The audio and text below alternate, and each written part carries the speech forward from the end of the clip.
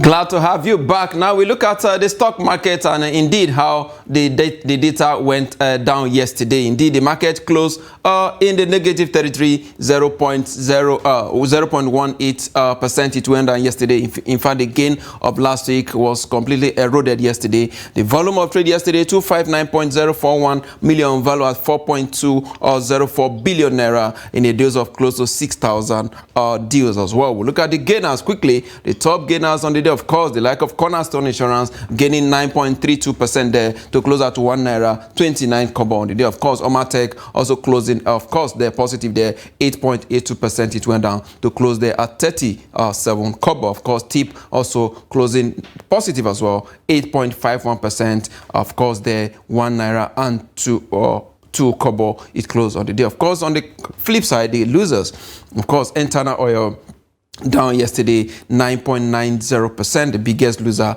on the day to close at 17 naira and 75 kobo. Of course, Sonas also down 9.57% there, 1 naira and 4 kobo it lost yesterday. Of course, UPL also closing negative there, 9.24%, 2 naira 26 kobo. It ended yesterday. I mean the share price. We'll look at the top traded equities. Of course, most a very low trade we witnessed yesterday on the floor. Transcorp just 41.8 million volume of shares there. That's one of the lowest traded shares there you have on the day. Of course, Access Bank, Access Holdings there, the mother company of Access Bank, 18.2 million volume of shares is traded. And of course, Ghana Children's Bank PLC, 15.6 million volume of shares is traded on the day. Of course, we look at the rest of Africa and see how they are doing. Of course, a mixed trade. Jersey in South Africa, Johannesburg Stock Exchange closing negative there, 0.44%. Of course, in Ghana here, it was a marginal gain, 0.13% from the Ghana Stock Exchange. And in Nairobi, in the Eastern Africa, the market closed negative 0.3%. It went down yesterday. These are the highlights of the stock market across Africa as it went down on Monday. Now we'll take a very quick break. When we come back, we'll go into our discussion. Don't go away.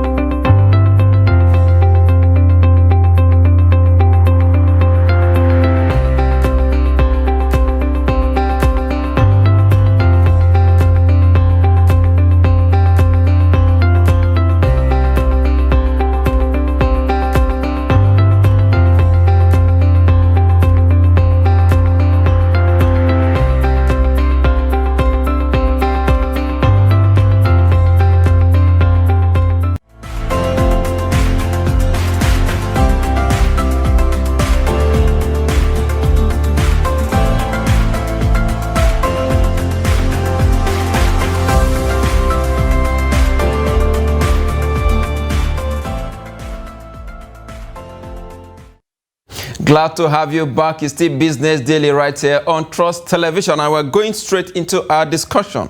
Central Bank of Nigeria releases financial statement of 7 years amid investigation. That's the first time that is happening.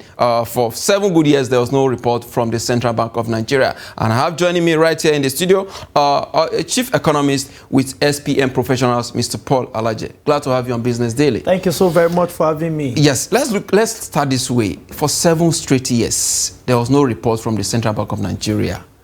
Is that the right thing to do? Of course not. The Central Bank Act makes provision that the central bank will give reports on an annual basis. In fact, when I was in the School of Economics, I always pick up quarterly report and annual report from the central bank as part of the research work, part of the things I was taught when I was in the university. And after I left the university and I started my career as an economist, as an intern economist, my boss at that time would tell me to go and pick the central bank annual reports. And picking the central bank's annual report makes it quite relatively easy for me to also know what is going on with the monetary authority and the policies the authorities are making. Unlike what is applicable now, in the last 7 years, the report has not been available. So we have to... So in other words, all the financial dealings for the past 7 years was concealed from Nigeria. Was concealed. And you may not just want to say, Central Bank, why didn't you release? The question is, what was National Assembly doing? Because it was the act, and they perform oversight function by extension. So National Assembly was quiet about it. I'm not even sure if National Assembly was aware that this is a matter of the law. Again, I also we quickly like to mention here that it's important for National Assembly to understand that they also perform a critical role in the economy, not just to make the law. They must understand that it's important for them to have some consultants or some advisor, if you like, to talk to them as to what are the key roles of the National Assembly regarding the economy of Nigeria. If you have a weak National Assembly, I tell you, things will go anyhow, no matter how strong the president is. If the president knows that policy will directly affect him or some of his appointees, are you saying they are complicit in this matter? Absolutely. I'm saying that 100% because they are to ask Nigerians. The report should have been forwarded to them on annual basis for them to review, especially the Committee of National Assembly in charge of the Central Bank of Nigeria.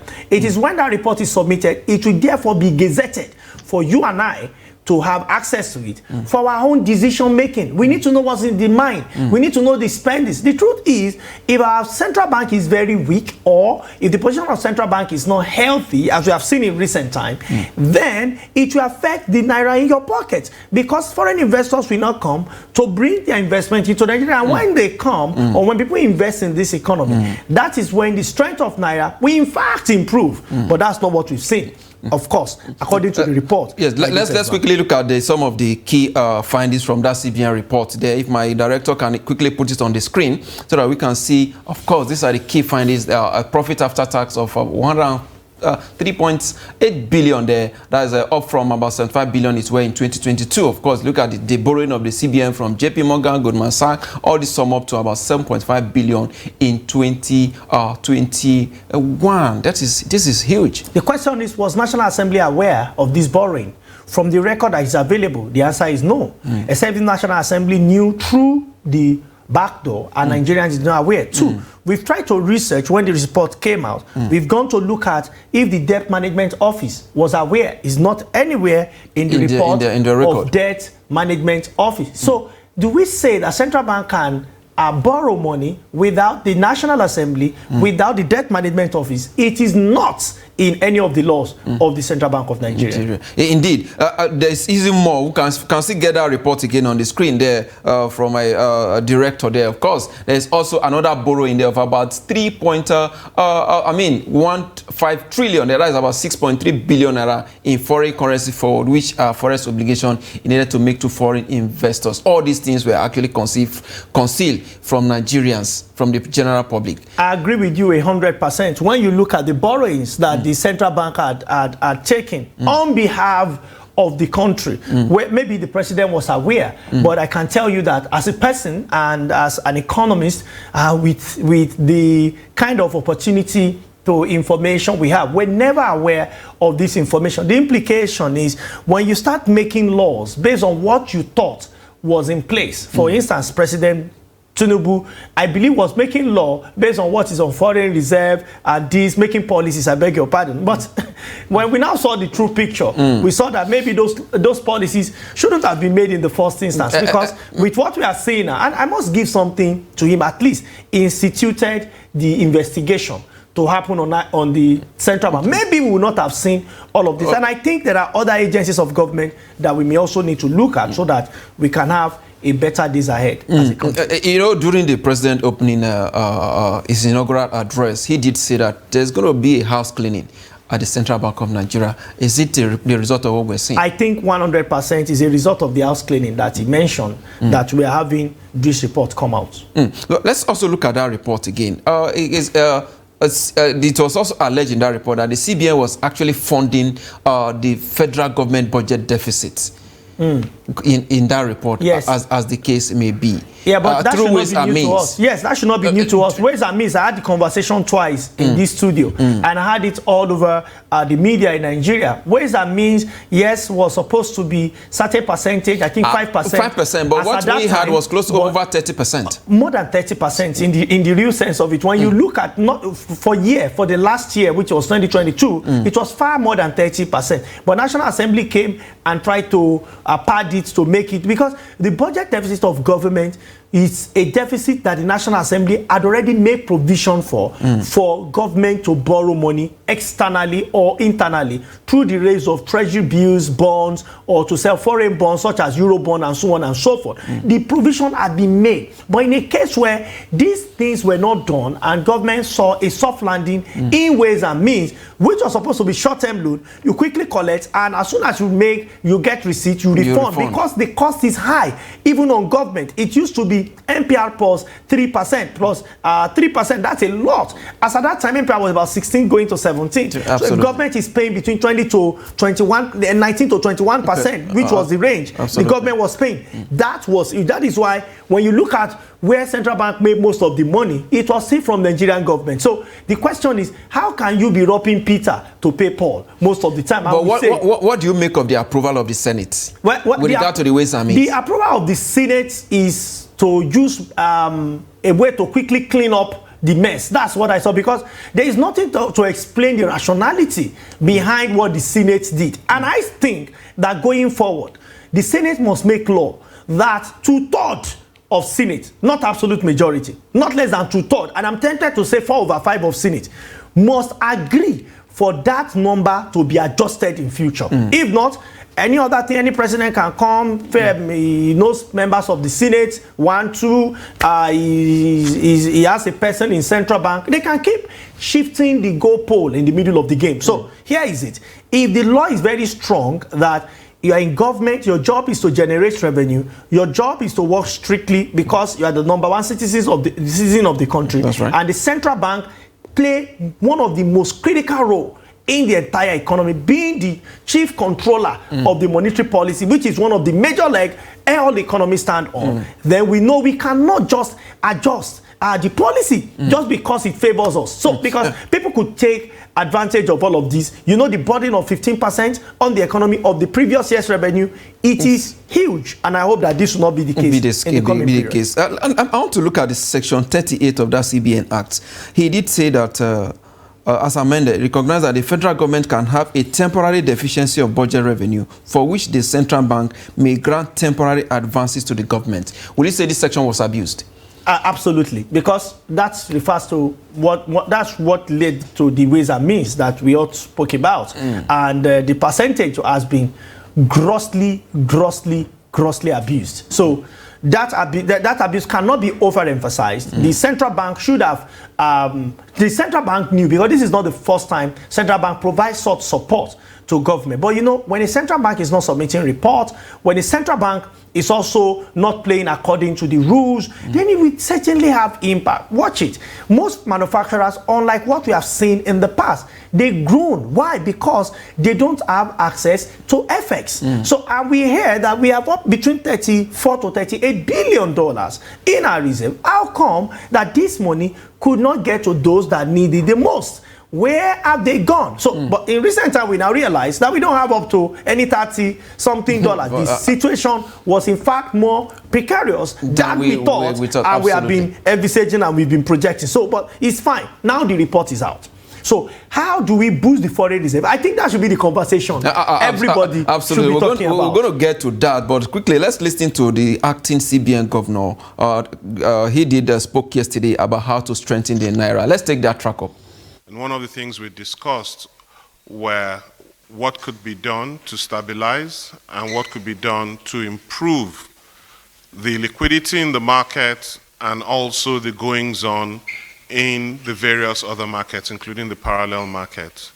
He is concerned about its impact on the average person, since unfortunately a lot of activities that we do, which are purely local, are still referenced to exchange rates in the parallel market. Plans and strategies which I'm not at liberty to share with you means sooner rather than later the speculators should be careful, because we believe the things we're doing, when they come to fruition, may result in significant losses to them. You've listened to the acting CBN governor. It seems the president is so worried about the current state of naira. Yeah, anybody should be worried, more so the president. Because Nigeria has a culture. When Mr. A got to office, exchange rate was this, at this date is that. And you see, you think those things don't get to a leader, it gets to them. Because a leader, no matter how much you love or you don't love, it doesn't matter. A leader should want the best for the citizen. Now, from the suit you wear to the one on my neck, they are mostly imported. Not because we don't love Nigeria, but because perhaps Kaduna Textile, that used to be the envy of the entire West Africa, is no longer functioning. The tablet you have and the mobile phone I have are mostly imported. The design, what we are using to speak, the cameras, look at it. Look at the economy. Look at the vehicles on our road.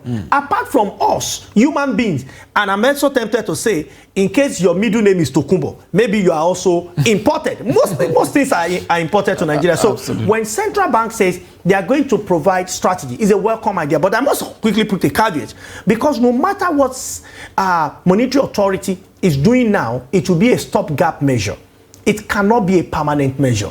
The permanent measure, which is a medium to long-term measure, would be number one, we must go back to plantation. Plantation. We must revive the north. We must provide security, if not in all parts of the north for now, because we cannot say that we should take 20 years to realize madness. Here is it. Take some local governments, and federal government must partner with the state government. And I've said this over and over, and I'm happy that I'm hearing people now re-echoing it. I have a paper on this, that when you pick different local government, get land through the state or local government, of course through the state, and organize plantation.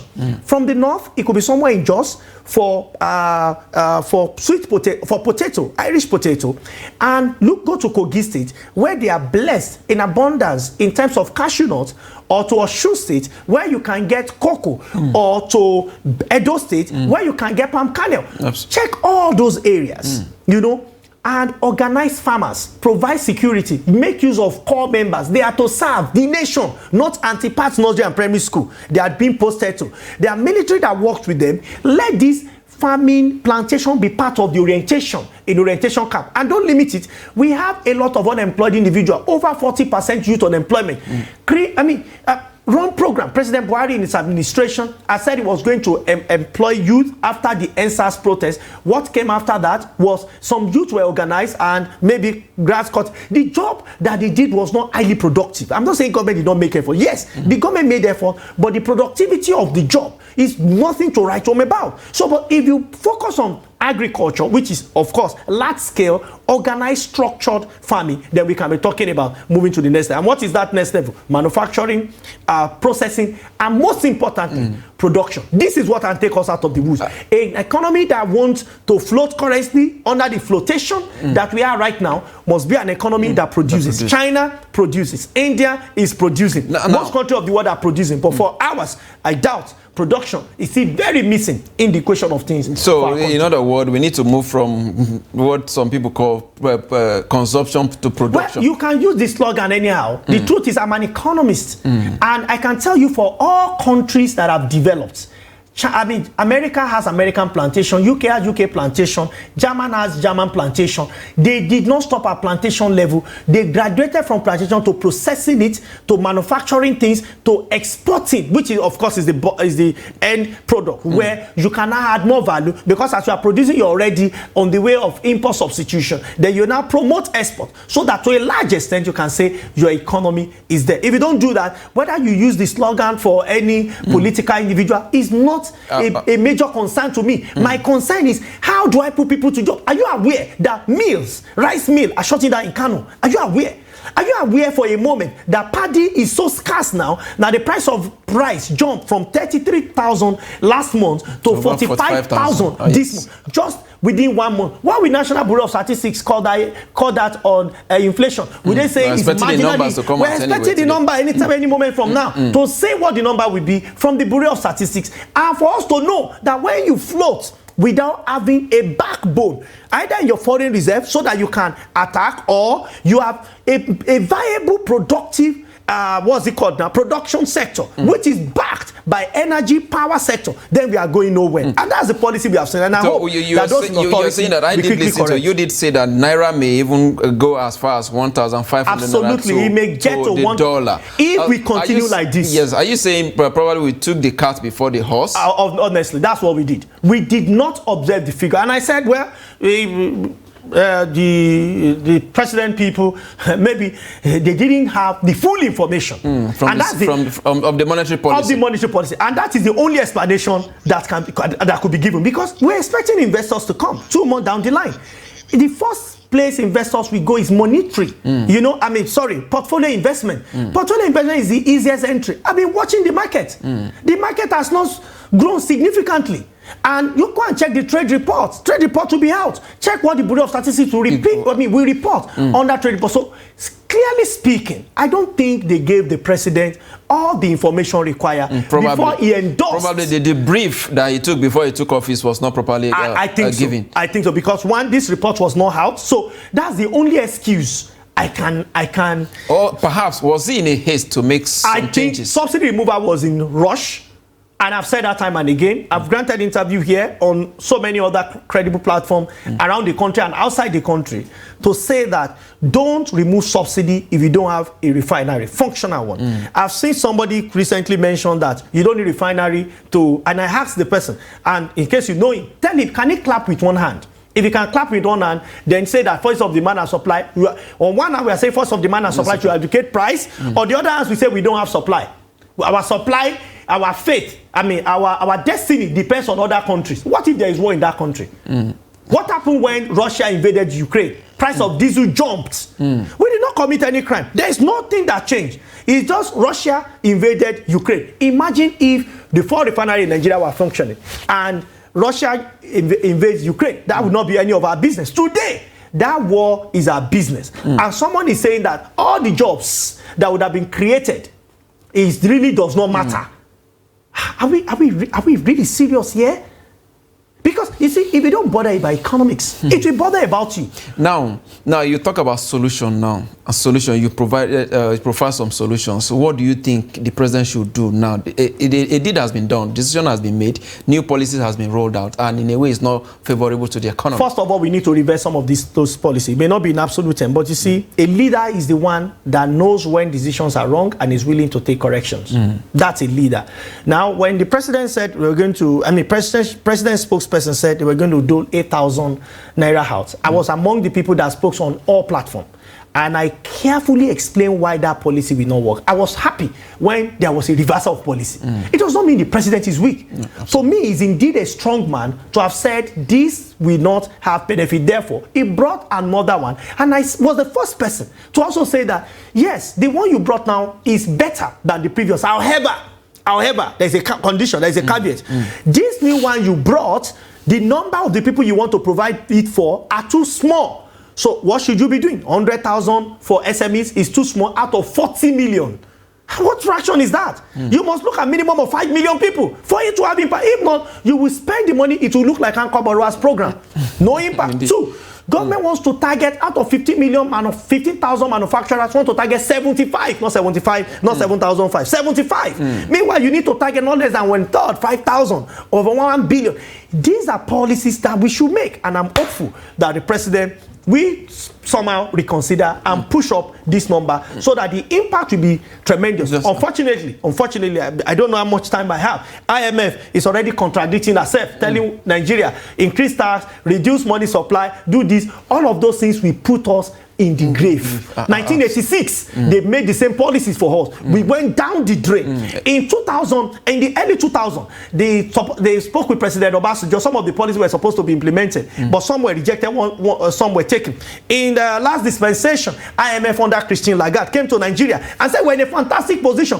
Government should make some policy. We also wrote in the newspaper and said, this will take Nigeria to a recession. Unfortunately, I wasn't happy. The prediction came through. Nigeria went into the... We are saying it again. Don't implement IMF policy on Nigeria. If you do, recession is what Nigeria will experience. Indeed, Mr. Paul Alaje, so passionate there about Nigerian economy. In 10 seconds before we go, in a matter of a few minutes, the inflation numbers will be out. What is your projection? Inflation is going high. Inflation will climb up to 23%. If it's not up to 23%, if you can approximate the digits, then inflation is going high. It's not. You see, you don't need to be an economist to understand basket of commodities. And I've told people to start. Absolutely, quite a whole lot to discuss there. But we must go now. Mr. Paul Alaje, Chief Economist, SBN Professionals, I must thank you for your time on Business. Thank you so very much for having me. I appreciate your contribution. That's a wrap on the show today. We'll be back tomorrow. I am Yusuf Akogu.